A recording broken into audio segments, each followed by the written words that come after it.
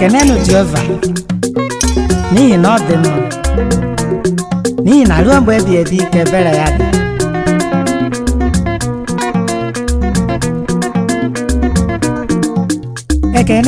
Ekene dịrị Chineke o, otuto dịrị Chineke o, Chukwu kere ụwa ọ dị mma na-eme mma,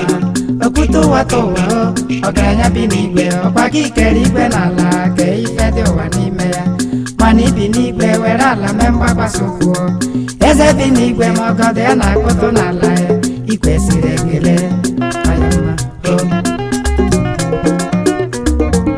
ụmụ ụwa kelenụ Jehova n'ihi na ọ dị mma, n'ihi na ruo mgbe ebighị ebi ka ebere ya dị.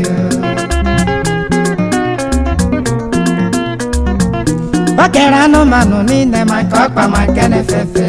o kekwere oke osimiri were anụ na-azụcha ya mma, o kwesịrị ekele n'ụla aya mma.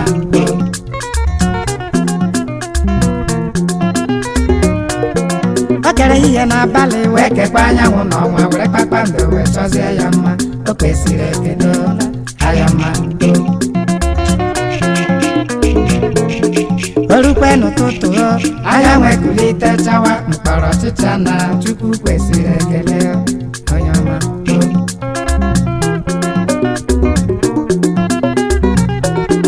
Ihe Chineke bata ọtụfụ ọchịchị,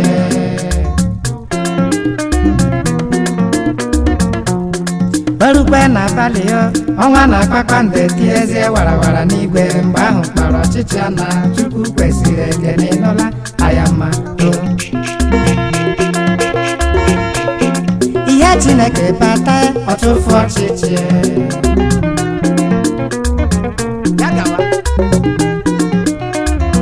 ife Chukwu kere rika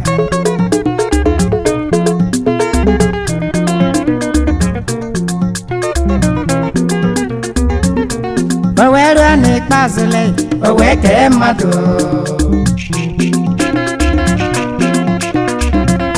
ịma na o ruo n'ikpeazụ o wee kee mmadụ,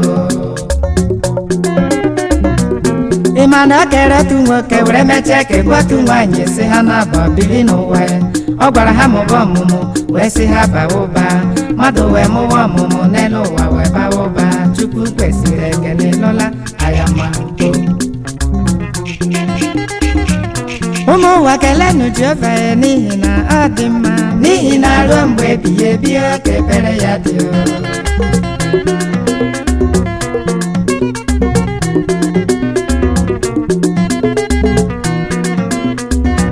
Mmadụ wee kpasuo Chukwu iwe bido ụbọchị ahụ ka afụfụ nji wee kawa njọ, tufu nwoke akpata ego ọ ga-ata afụfụ ụwa ọfụma, tufu nwaanyị amụta nwa ọ ga-ekperịrị arịrị, Chukwu Olisa biko ewe n'iwe, Olisa biko ewe n'iwe, Olisa biko ewe n'iwe, Chukwu na-agbaghara anyị njọ, Chukwu na-agbaghara anyị njọ, nne ya dị ọkwa n'elu ụwa mgbaghara ma ndịkwa, nne ya dị ọkwa n'elu ụwa mgbaghara ma ndị.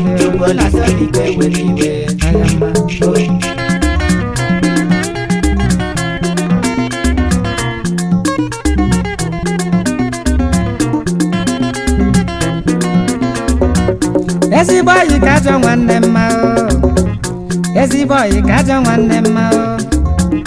mgbe m na-ebido egwu m ebido, mgbe afụfụ egwu na-agba m ose n'anya o, ịma na ayọrọ nwanne m ego ọkọwara m aja mbele, ayọrọ nwanna m ego ọkọwara m aja mbele, njezie na bọyị m kọchara ya ụwa m, ọkpọrọ m baka ụlọ were nwayọọ wee nye nya bụ ego, si m tibe egwu na ife m ntite n'iwe jiro m, ya ka njagba obodo n'ezi oyi ka ajọ nwanne m aya mma. Ya gawa egwu ka ọ bụ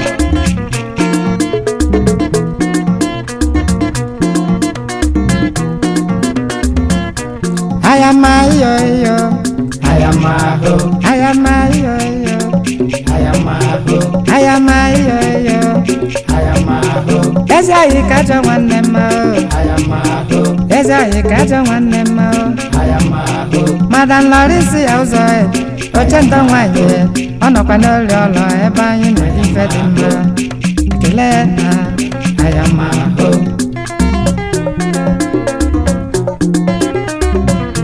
obodo ọlụaka dị mma ọlụaka amaka obodo ọlụaka dị mma ọlụaka amaka eji m onwe m wee mara na onye ọcha na-eje n'ogbe ana m emekwe nka mekete nka wee tibe egwu ịkpọ m ome nka nwanne m aga m aza gị aza ịkpọ m eriko nwanne m aga m aza gị aza ihe onye na-arụ n'ụwa ka eji mara onye ọ bụ ọlụaka maka ime ayamahụ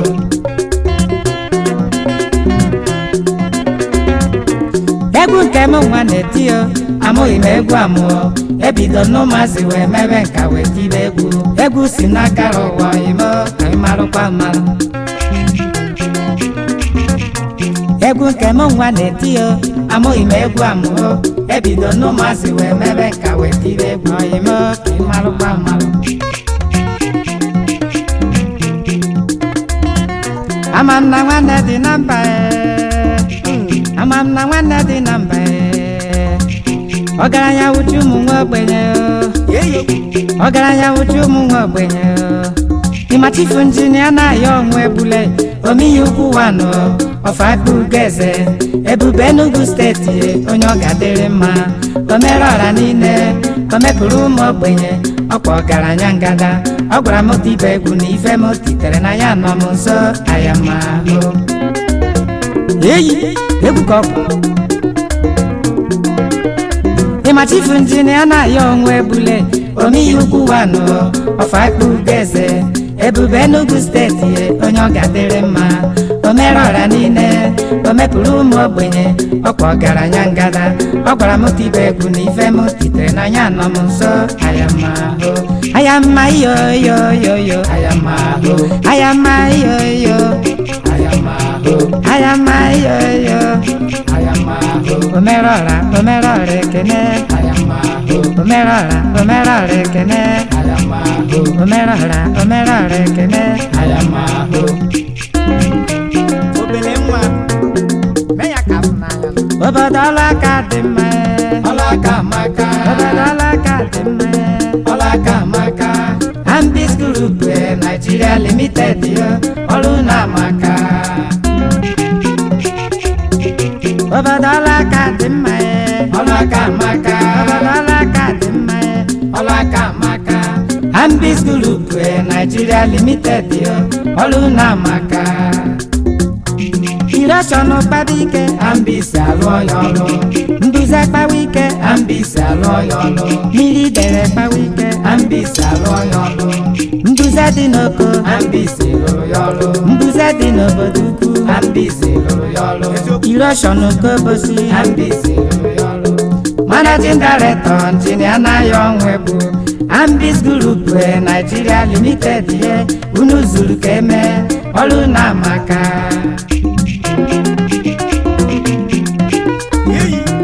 ayama iyoyo ayamahụ ayama iyoyo ayamahụ omere ọra ekene ayamahụ omere ọra ekene ayamahụ omere ọra bịa ayamahụ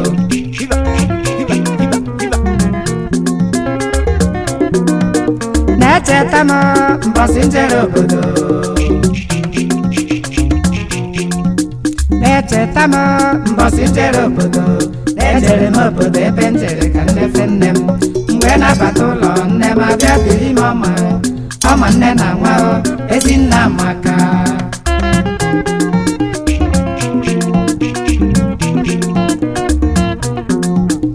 echeta m mbọsị njere obodo echeta m mbọsị njere obodo ejere m obodo ebe m jere ka nnefe nne m mgbe na-abata ụlọ nne m abịa biri m ọma nne na nwa ezi nna amaka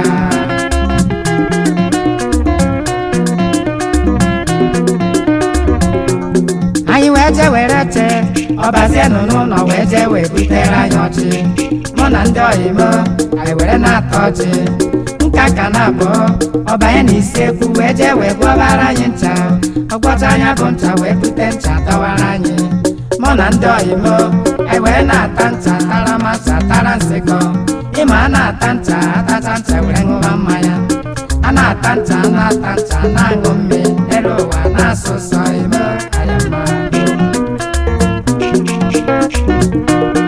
ayama iyo iyo ayamaho ayama iyo iyo ayamaho Chineke ekele otito ayamaho Chineke otito ekele ayamaho ekene dịrị Chineke nnenne